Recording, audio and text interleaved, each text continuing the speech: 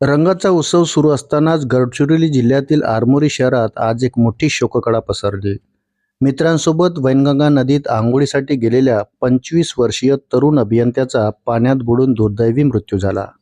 शुभम नामदेव रामटेके राहणार गायकवाड चौक आरमोरी असे मृत युवकाचे नाव असून या घटनेमुळे रामटेके परिवारावर दुःखाचा डोंगर कोसळला आहे. शुभमने आपल्या मित्रांसोबत रंगोत्सव साजरा केला. त्यानंतर रंगाने माखलेले शरीर स्वच्छ करण्यासाठी सर्व मित्रमंडळी सकाळी वैनगंगा नदीच्या पात्रात आंघोळीला गेले होते. पोहत असताना नदीच्या खोलीचा अंदाज न आल्याने शुभम खोल पाण्यात ओढला गेला.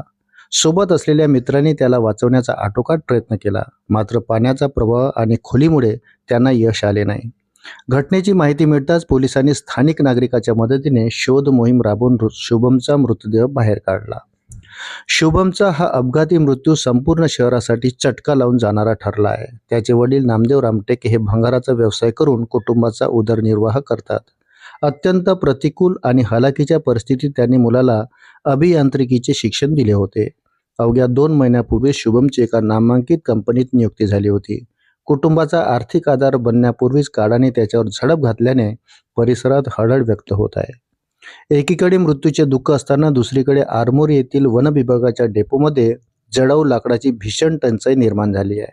आरमोरीत लाकडे उपलब्ध नसल्याने नागरिकांना अंत्यसंस्कारासाठी शेजारच्या चंद्रपूर जिल्ह्यातील मेंढकी तालुका ब्रह्मपूर येथे धाव घ्यावी लागत आहे. आरमोरी वन विभागाच्या बीटमध्ये जळाऊ लाकडे उपलब्ध नसणे ही गंभीर बाब आहे. जर प्रशासनाने तात्काळ लाकडाची सोय केली नाही तर मार्क्सवादी कम्युनिस्ट पक्षाच्या वतीने तीव्र आंदोलन छेडण्यात येईल, असा इशारा पक्षाचे जिल्हा सचिव अमोल मारकवार यांनी दिला आहे.